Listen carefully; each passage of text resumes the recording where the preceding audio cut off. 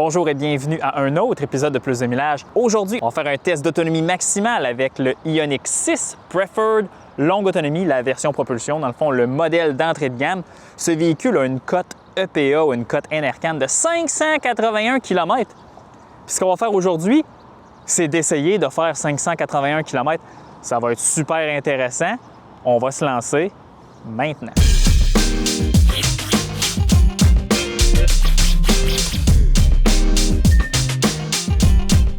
Parlons maintenant de l'itinéraire. Aujourd'hui, on est en train de recharger là, à une borne quelconque là, dans l'ouest de Toronto. Aujourd'hui, on va se rendre au bout de la péninsule de Bruce, au lac Huron, donc un endroit que je ne suis jamais allé, dans la ville qui s'appelle Tobermory. Peu importe, c'est au bout de la pointe. 272 km d'ici, donc comprenez, l'aller-retour, c'est 544 km. C'est pas 581, mais ce qu'on va faire, c'est qu'on va revenir dans les alentours là, du point de départ. Puis ce qu'on va faire, c'est qu'on va vider la batterie pour, évidemment, au moins, au minimum, faire 581 km, j'espère. Donc là, il y a beaucoup de choses qu'il faut prendre en compte. C'est un test d'autonomie maximale, test d'autonomie ultime. Il faut que tout soit parfait. Il faut que la voiture soit la plus efficace possible. La pression des pneus est contrôlée. On est correct, je viens de le faire. La voiture demande 38 PSI. Tous les pneus sont à 38 PSI. Le moins de poids possible dans le véhicule. En dehors de moi-même et mes équipements, il n'y a rien d'autre dans le véhicule. Il n'y a rien d'autre. Donc, parfait. On va être chargé à bloc à 100% dans 11 minutes. Parfait. On va partir avec toute notre autonomie. Car Scanner est branché ici. Puis évidemment, ce qui va être intéressant, là, c'est que lorsqu'on va arriver proche de zéro, on va surveiller le statut de charge du BMS, qui est le statut de charge réel de la batterie. Puis ici, c'est le statut de charge qu'on vous affiche. Donc, il y a toujours un petit tampon, une petite sécurité ici. On va surveiller ça. Mais aujourd'hui, tu sais, température de batterie, tout ça, vu qu'on ne fera pas vraiment de recharge rapide, c'est le but dans notre trajet, bien, on n'aura pas besoin de se soucier de ça. Ce qu'on va avoir besoin de se soucier, c'est la technique de conduite. C'est super important. Donc, aujourd'hui, on va conduire sans freinage régénératif. Il va être placé à 0. Mais la bonne chose, c'est que lorsque je vais vouloir ralentir beaucoup, si je maintiens la palette du freinage régénératif, bien, ça va faire un peu comme une Chevrolet Bolt. Là, momentanément, je vais avoir le freinage régénératif maximal. Mais pourquoi que je roule sans freinage régénératif?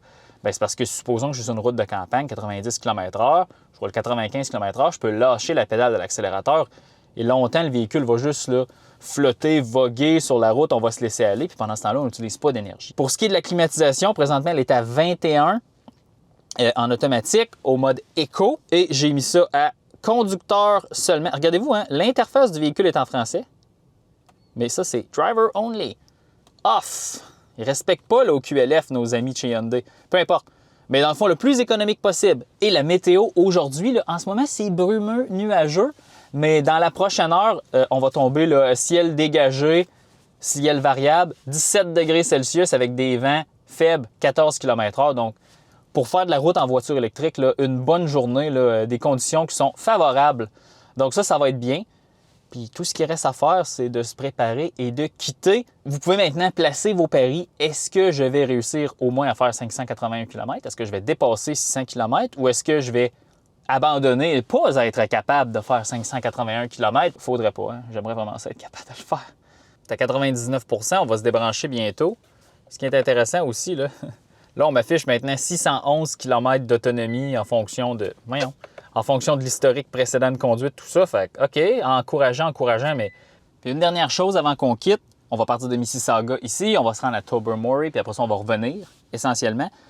Cette route-là a un profil, puis le profil, je l'ai ici, là, je vous l'affiche à l'écran. Donc, rapidement, là, on va faire une ascension. On va monter jusqu'à une élévation de 526 mètres au-dessus du niveau de la mer, pour ensuite là, s'en aller vers le lac Huron, dans la péninsule de Bruce, et arriver à 176 mètres.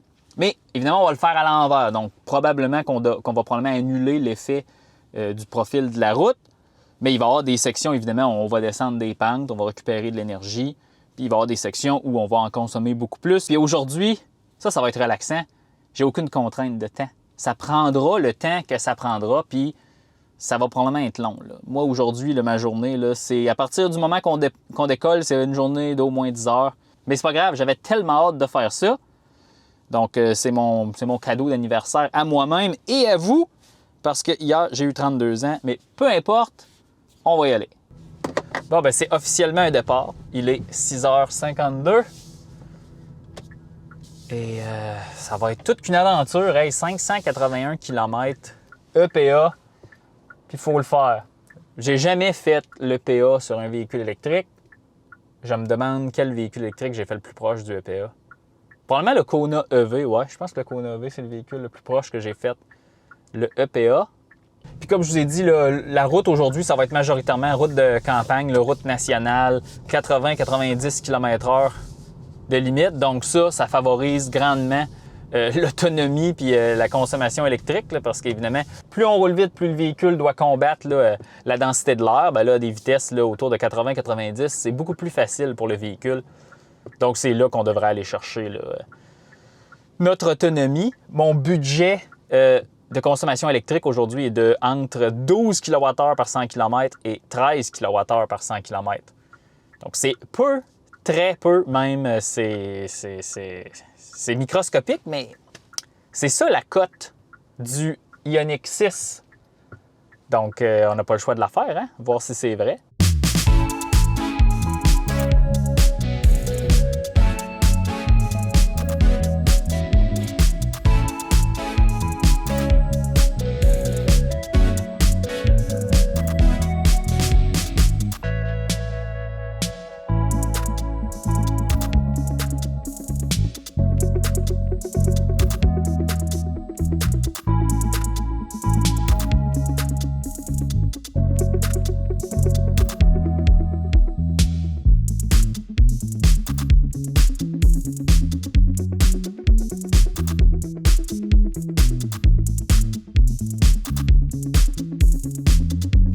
Bon, première mise à jour, 100 km de parcouru. Consommation, 13,3 kWh par 100 km. Donc, c'est bien, mais c'est une petite affaire, peut-être 5 % trop haut pour notre objectif. Par contre, on a 100 km de parcouru, comme je vous disais, et l'autonomie restante affichée est de 516 km. Puis on est parti, lorsqu'on a quitté, on avait 616 km restants. Donc, l'estimation de l'autonomie restante et la distance parcourue actuellement est encore la même que... C'est la même estimation que lorsqu'on a quitté. Donc, ça c'est bon signe, mais à la fin, ça ne veut rien dire. Hein? J'ai aucune idée si passer 50 % l'échelle du statut de charge est linéaire. Elle ne l'est peut-être pas. Restons concentrés et essayons de faire le meilleur qu'on peut. Si vous étiez curieux à propos de la technique que j'utilise pour conduire, évidemment, là, j'oscille entre 80 et 95 km/h.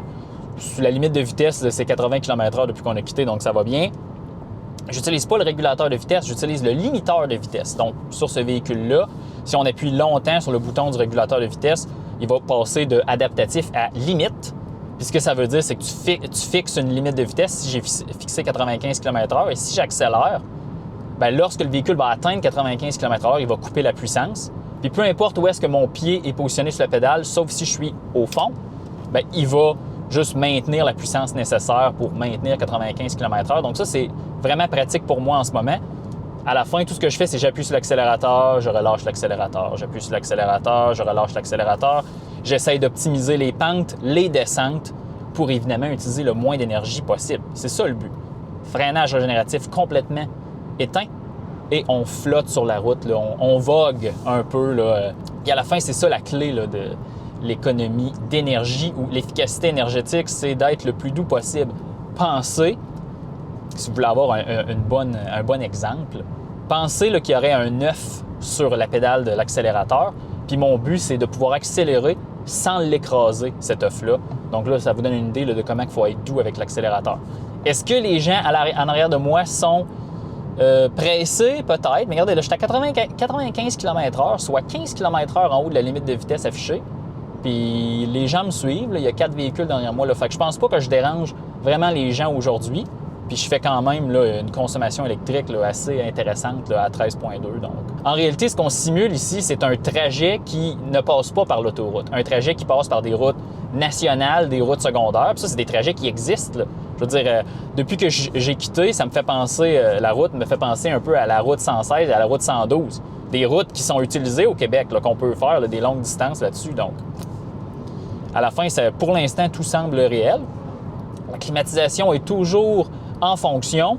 Tu n'utilises pas bien d'énergie. Là, je suis allé voir dans le menu, là, 1 % de l'énergie depuis qu'on a quitté, a été utilisé pour la climatisation. Donc, c'est vraiment peu. Donc, pour l'instant, hein, je suis confortable, on est de bonne humeur, puis on souhaite que ça va fonctionner.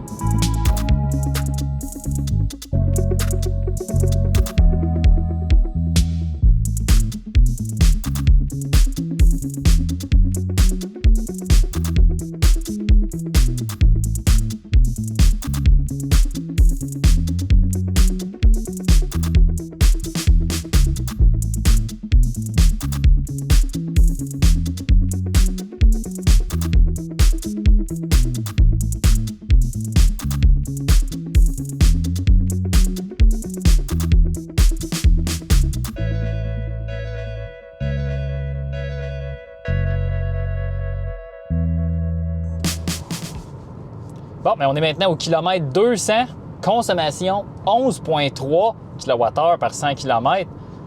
Wow! Les astres se sont alignés. Évidemment, après le premier 100 km, on a commencé la descente après le sommet du profil de la route, autour de 570 mètres. Puis là, on s'en va. On va arriver à Tobermory dans 64 km, donc on va arriver à l'élévation la plus basse qui est de 170 mètres. Donc la gravité nous a aidés, mais même là, la circulation, les gens ne roulent pas si vite que ça. Ils sont un peu plus haut que la limite de vitesse de 80 km/h. Donc ça favorise. Ce qui est aussi intéressant ici, c'est que les voitures thermiques en avant de moi vont arriver en même temps que moi. Et ce, même si j'ai une consommation électrique assez impressionnante, statut de charge, 72 %. Fait que pensez à ça, avec 28 % de la batterie, on a fait 200 km. Le véhicule nous dit qu'il nous reste 459 km d'autonomie. Ça veut dire... Ceci veut dire 661 km d'autonomie si on ajoute le trajet actuel plus l'autonomie restante. Ça, c'est la cote WLTP. Ces véhicules-là, je pense que c'est 659 WLTP, la cote européenne. Puis c'est le même véhicule, même pneu, même roue, même tout. C'est impressionnant. Moi, la cote WLTP, je ne crois pas à ça, mais aujourd'hui, j'y crois. Donc, dans 63 km, on va arriver à Tobermory. On va dîner, on va aller se promener, on va prendre quelques photos. Puis ensuite, on va rebrousser chemin. Regardez, là, ici, je dépasse un Ford Escape en ce moment. Imaginez-vous, parce que les gens ne roulent pas assez vite. Puis là, le limiteur de vitesse me crie après parce que je suis allé au-delà de 95 km/h. C'est quoi? J'ai compris, là, tu peux arrêter. Et voilà. Donc, je vous tiens au courant. Là, à Tobermory, on va faire un petit topo de mi-parcours.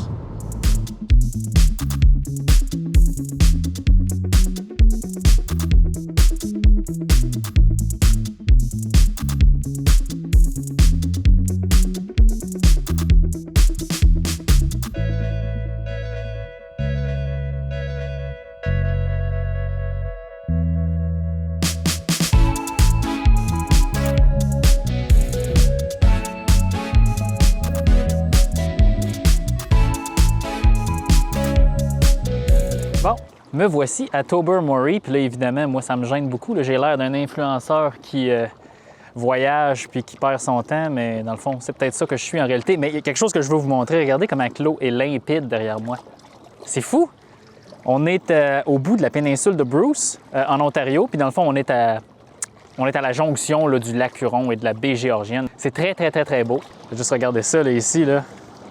C'est magnifique. On a le lac Huron juste au bout, juste là. Et regardez l'eau.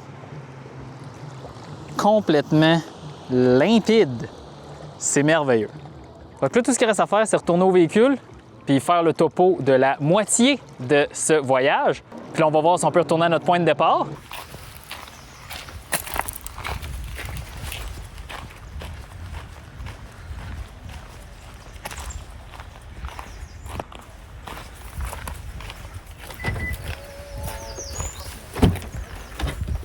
Maintenant, il faut retourner à Toronto. Puis c'est là que le défi devient réellement intéressant. Nous sommes arrivés au Parc national à Tobermory avec 396 km restant d'autonomie. On a parcouru 277,6 km et on a utilisé seulement 37 % de la batterie. Hier, j'avais validé l'itinéraire avec A Better Route Planner, puis il disait que j'allais arriver à 46 % ici. Imaginez, là. On est à 63 %. J'ai aucun doute qu'on va se retourner à Toronto sans problème. Mais là aussi, j'ai découvert quelque chose. au lieu, j'ai utilisé Android Auto là, pour naviguer jusqu'ici là, 100% du temps. Évidemment, j'ai pas besoin de préchauffer la batterie. Mais là, si je pointe le système de navigation natif de Hyundai vers le point de départ de ce défi, lorsque je lance la navigation, l'autonomie passe de 396 km à, attention, 375 km. Donc, on perd un 20 km d'autonomie. Ça veut probablement dire que le système de navigation natif de la voiture connaît certaines informations sur la route. Est-ce qu'il connaît le profil, l'élévation, tout ça? Là, je ne le sais pas, mais clairement qu'il a pris en compte la route pour m'afficher une nouvelle autonomie. Donc, regardez, pour la moitié de ce trajet, on va utiliser le système de navigation natif. De toute façon, c'est le chemin à l'envers. Je sais où je m'en vais, donc on va faire ça. Tout va fonctionner, mais regardez, là, 374 km d'autonomie, le système de navigation me dit que tout est correct. Si je ne change pas ma technique puis je continue de faire attention, de me concentrer, ça devrait bien aller. Donc, c'est vachement impressionnant. Puis Tobermory, si vous voulez passer des vacances en Ontario, je vous invite à aller dans cette région-là. Moi, l'Ontario, là, c'est juste, j'habite juste là parce que c'est mon travail qui est là en réalité, mais je découvre qu'il y a de très, très beaux endroits en Ontario.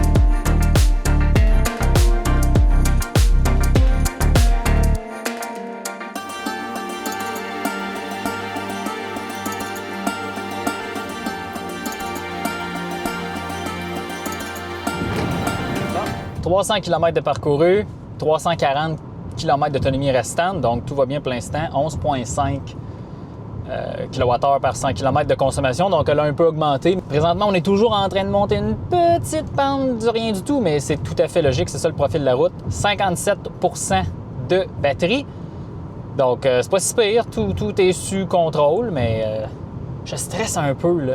Il reste 40 kWh d'énergie dans la batterie. 40 kWh pour faire 238 km. Wow. OK, ouais, c'est en masse. C'est en masse, mais c'est pas ce qui va arriver. C'est excitant, mais je suis déjà impressionné. Quelle autre voiture on pourrait faire un défi comme ça? Une Tesla Model S, longue autonomie, là, pas la Plaid, là. Son EPA, là, c'est 652 km. Je ne sais pas si on est capable de faire ça. C'est une batterie de 100 kWh, mais Tesla, comme je vous dis, utilise l'autre méthode pour les codes de l'EPA qui est beaucoup plus optimiste. Donc, je ne crois pas à ça. Là, Hyundai ont utilisé la méthode un peu plus agressive. Donc, 581, c'est plus probable que, mettons que ça aurait été le code Tesla. Je ne le sais pas. Je ne sais pas quoi vous dire, mais regardez, là, on est à plus que la moitié du trajet, puis il me reste plus que la moitié de la batterie. Donc, mais comme je vous dis, le statut de charge, là, en bas de 50, je ne sais pas si c'est linéaire. Donc, va falloir voir en temps et lieu. Mais tout se passe bien. Toujours, hein, je sais, entre 80 et 95 km/h, là, je fais la vague comme ça. Je maximise mon énergie cinétique dans les pentes. J'essaie d'arriver au creux des pentes le plus vite possible pour essayer de me donner une petite chance. Tu sais, c'est les techniques de super économie habituelles. Il n'y a rien inventé ici, là. Il n'y a rien de révolutionnaire ici. Là. Je fais juste utiliser les bonnes pratiques, mais... «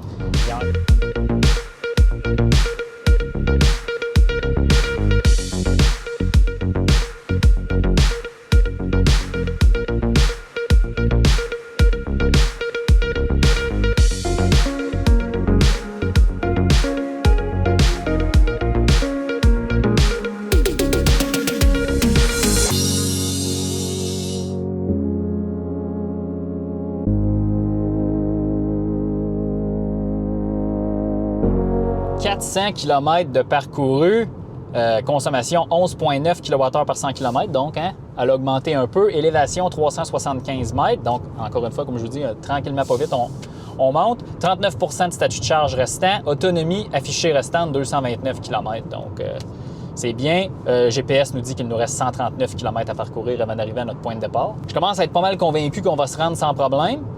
Est-ce qu'on va se rendre à 581? Là, c'est le bout que je sais pas. Mais comme je vous dis, je mets beaucoup d'espoir sur le dernier, le 50 km, là où on va perdre là, à peu près 400 mètres d'élévation. Donc là, on va aller essayer de chercher de l'énergie le plus possible pour continuer. Mais sinon, tout va bien. Température extérieure, 26 degrés Celsius. Donc la température a quand même grimpé. Lorsqu'on a quitté ce matin, il faisait 17, je crois, ou 16. Donc un 10 degrés de delta. Voyez-vous, là, depuis qu'on a quitté Tobermory, la propulsion du véhicule a utilisé 94 % de l'énergie, la climatisation 3 % et l'électronique, tout le système électrique du véhicule 3 % donc.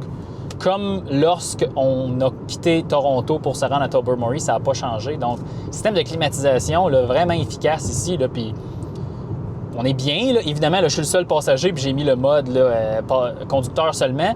Donc, là, tout est optimisé, mais c'est toutes des choses qu'on peut faire avec le véhicule. Il n'y a pas de triche ici. Là. Tout est disponible.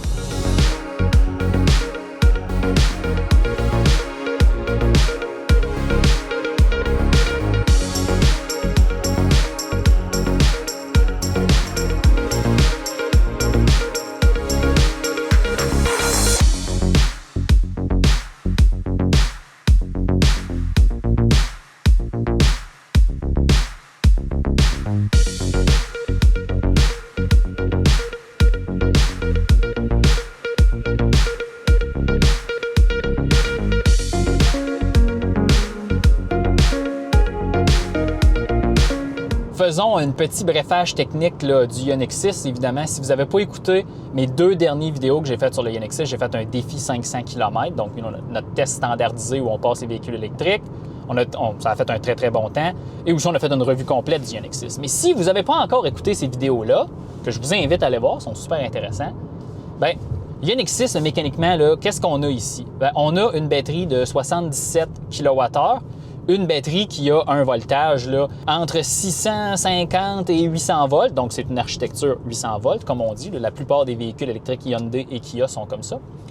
La batterie, c'est une batterie, c'est assez différent là, de Tesla. Là. Mettons, pour ceux qui pensaient que ça serait similaire, non. C'est une batterie de style là, pochette mis dans des modules, puis il y a plusieurs modules dans le battery pack. Tesla, c'est souvent plus des cellules cylindriques, là, un peu comme des batteries 2A, mais beaucoup plus grosses, mises dans des modules beaucoup plus gros, puis ensuite toutes branchées en série. C'est vraiment différent. C'est sûr que ce battery pack-là, dans ce véhicule-là, est plus réparable, parce que dans le fond, tu peux le descendre du véhicule, l'ouvrir, puis juste enlever un petit module, le remplacer. Puis ce qui est le cas, là, mais des autres types de batteries où tout est collé ensemble, là, c'est un peu plus complexe.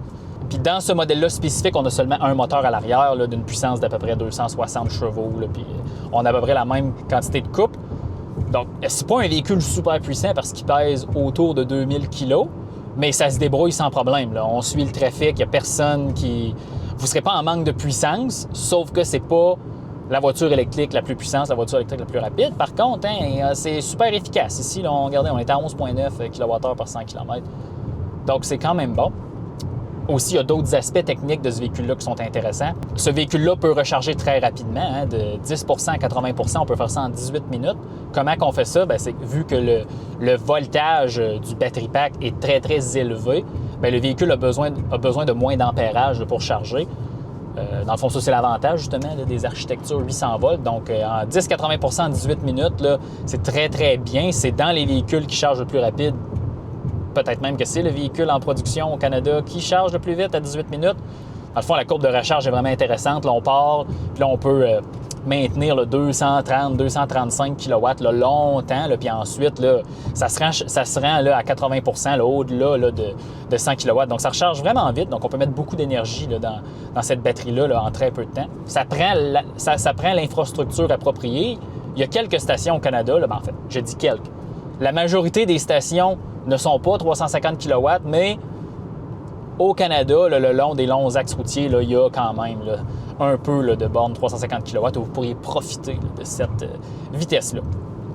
Mais c'est vraiment là, un véhicule qu'on est à la page. Parce qu'en réalité, aujourd'hui, en 2024, la meilleure voiture électrique, selon moi, peu importe le prix, c'est la Porsche Taycan qui vient tout juste d'être rafraîchie.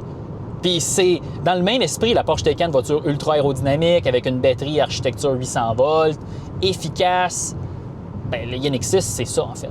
Ben, c'est moins cher et plus petit et beaucoup moins performant, mais c'est les mêmes concepts d'ingénierie qui sont utilisés ici. Et évidemment, une carrosserie qui est extrêmement aérodynamique, qui fait que le véhicule a besoin de très peu d'énergie pour se déplacer à grande vitesse, là. Dans le fond, fendre l'air. Parce que l'air, à 100 km/h, là, peut-être que vous ne le savez pas, lorsqu'un véhicule se déplace à 100 km/h, là, l'air est dense. Puis si on fait une représentation mentale de la densité de l'air, là, c'est comme si on passait au travers de la soupe au pois. C'est comme si le véhicule se promenait sur l'autoroute au travers de la soupe au pois, pour vous donner une idée comment que l'air est dense lorsqu'elle frappe le devant du véhicule. Donc, ça a un énorme impact. Et plus on va vite, c'est exponentiel, ça va utiliser beaucoup plus d'énergie. Et c'est la raison principale pourquoi les véhicules électriques sur l'autoroute ont beaucoup moins d'autonomie qu'en ville et beaucoup moins d'autonomie que leur cote là, annoncée EPA. Parce que sinon, les véhicules électriques, là, c'est extrêmement efficace. Ça n'a pas besoin de beaucoup d'énergie pour se déplacer, là, même un véhicule électrique très, très lourd. Si vous êtes à la recherche d'un véhicule électrique qui a énormément d'autonomie, qui est efficace puis qui utilise peu d'énergie, bien, le INX6 là, fait partie des choix là, vraiment intéressants. Puis aussi, ce que ça veut dire, c'est que ce véhicule-là coûte beaucoup moins cher à ravitailler en énergie que d'autres véhicules électriques. Dites-vous là, que si vous conduisez de façon douce puis vous êtes capable là, de répliquer les efficacités que je fais aujourd'hui avec vous, bien, dites-vous que si, quand vous rechargez à la maison, là, c'est probablement que c'est pas très... recharger la batterie au complet à la maison, là, au Québec, là, à 11 sous du kilowattheure, là, disons qu'elle est complètement vide puis on la recharge complètement pleine, ce qui arrive jamais, là, mais par exemple, c'est autour de 7,50 à 7,80 pour 581 km d'autonomie, OK? Mais même si vous rechargeriez là, en trajet, supposons que vous payez 50 sous le kilowattheure, bien là, recharger la batterie, supposons 10 à 80 %, ça veut dire que c'est 70 % de 77 kWh. Disons là, qu'on met le 55 kWh dans la batterie, bien, vous allez payer autour de 25 à 30 $. Mais avec ce 25-30 $-là, vous allez parcourir une très, très grande distance par rapport à d'autres véhicules électriques. Donc, ça le rend économique à rouler. Et ce véhicule-là, dans sa version de base, n'est pas particulièrement plus cher que les autres avec moins d'autonomie, moins efficace que ce qui se vend ailleurs. Il faut juste faire le choix de ne pas avoir de VUS. Et c'est là le malus des VUS, c'est que de par leur forme, de par leur garde au sol, bien, ces véhicules-là ont un coefficient aérodynamique plus élevé et requièrent plus d'énergie pour passer au travers, là, pour combattre la résistance de l'air. En réalité, il n'y a rien de magique ici, là, c'est seulement les lois de la physique.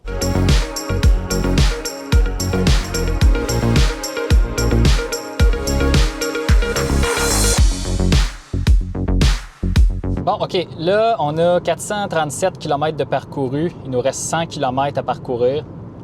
On est là à peu près plus ou moins 1 km au point le plus haut là, sur cet itinéraire. Donc, à partir de maintenant, là, ou dans quelques minutes, on va seulement descendre. La consommation, depuis qu'on a quitté Tobermory, est de 13,3 kWh par 100 km. Là, on a parcouru 170 km depuis qu'on a rebroussé les chemins.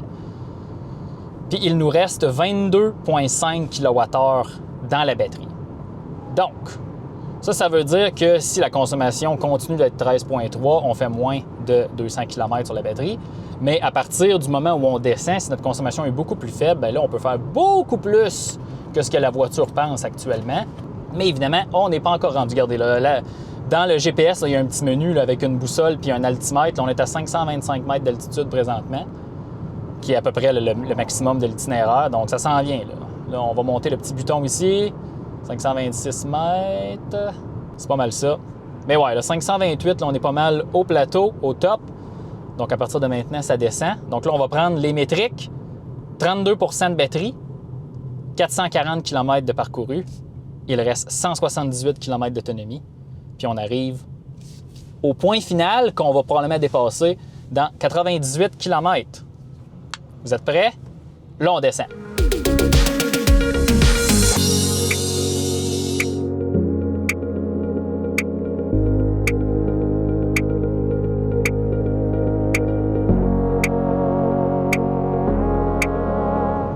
On vient de faire 500 km avec la batterie.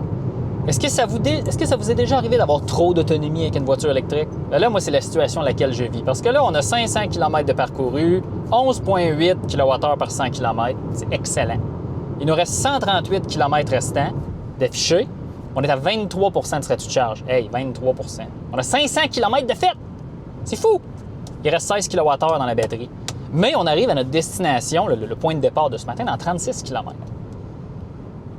Mais là, j'ai une contrainte personnelle qui est le temps, là, parce que là, ça fait 8 heures là, qu'on est 8 heures. Ça fait 8 heures qu'on a commencé le tournage. Là, je commence à être brûlé, comme on dit en bon québécois. Fait que là, ce que je vais faire, on va pas arrêter à notre point de départ de ce matin. On va le dépasser. Je vais vous tenir au courant. Là. Je vais juste m'arrêter bientôt, là, juste pour pitonner mon itinéraire, là, pour essayer de maximiser le plus la distance. Puis ça se peut aussi qu'on embarque sur l'autoroute. Mais là, sur l'autoroute à Toronto, un samedi après-midi, il va tellement avoir des circulations que probablement que l'effet sur la consommation va être presque négligeable, donc ça invalidera rien. Là, j'ai reconfiguré un nouvel itinéraire, là, il y a à peu près 65 km de long. Ce que ça veut dire, lorsque j'arrive à la borne de recharge là, qui est plus proche de chez moi, on va genre être à 570 km de parcouru. Fait que là, il va falloir que j'utilise l'autoroute ou les routes autour de moi pour juste faire des allers-retours. Mais regardons, concentrons-nous sur l'objectif du matin. 581, c'est ça qu'on va faire.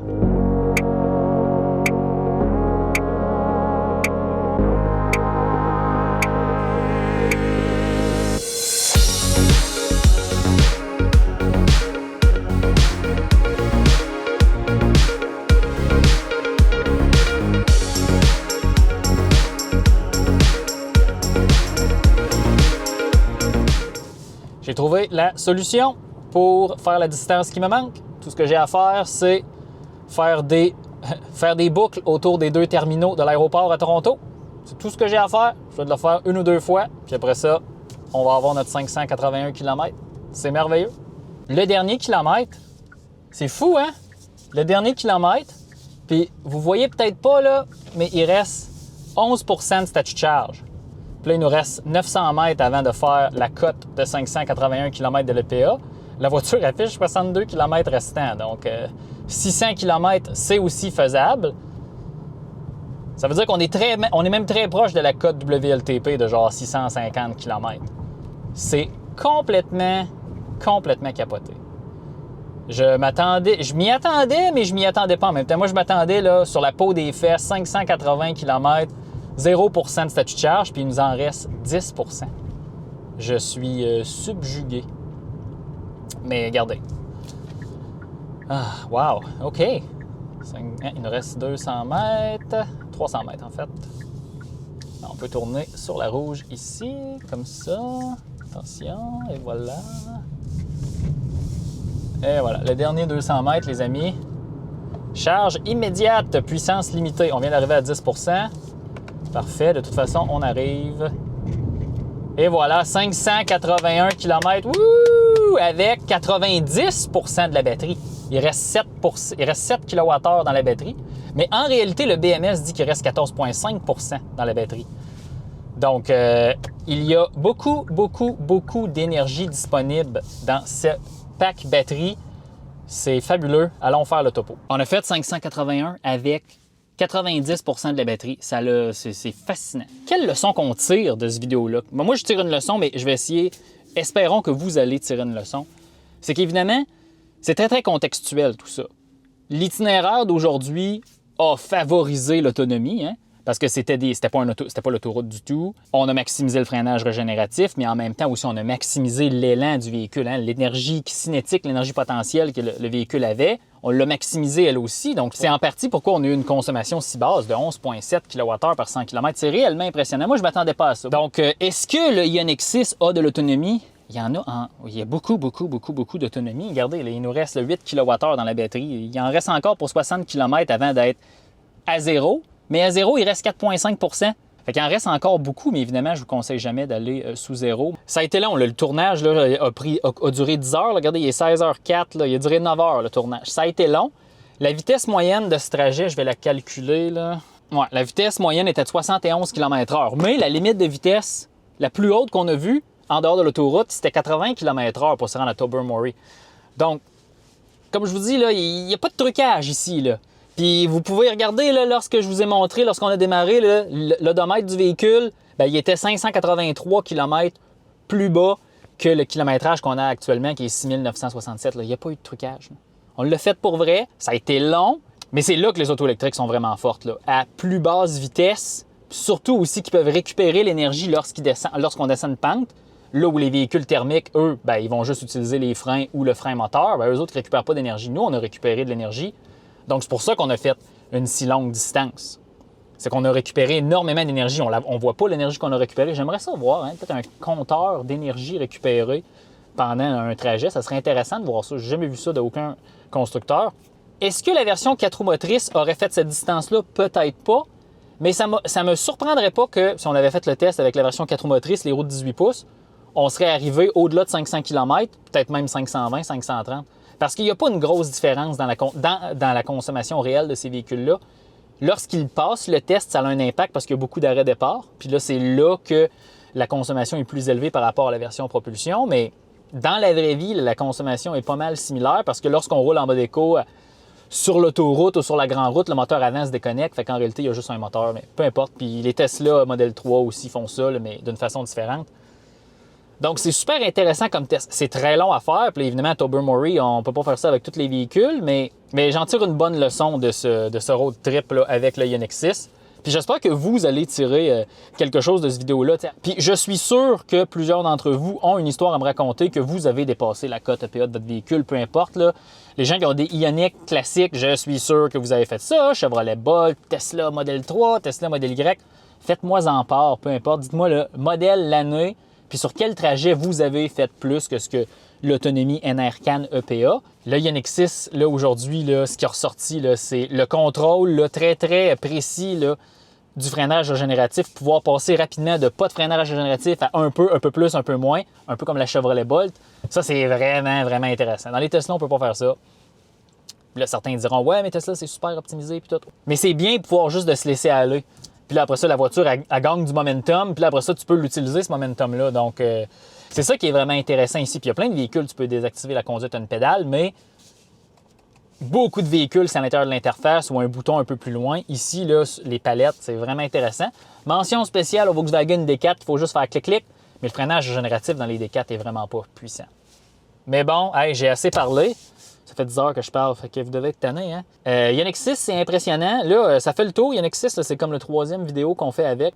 Et si vous êtes un constructeur et vous pensez qu'un de vos véhicules dans votre gamme est capable de battre le Ioniq 6, ben de grâce, envoyez-nous un courriel à plusdemillage@gmail.com pour nous proposer le véhicule, puis ça va nous faire plaisir de le tester.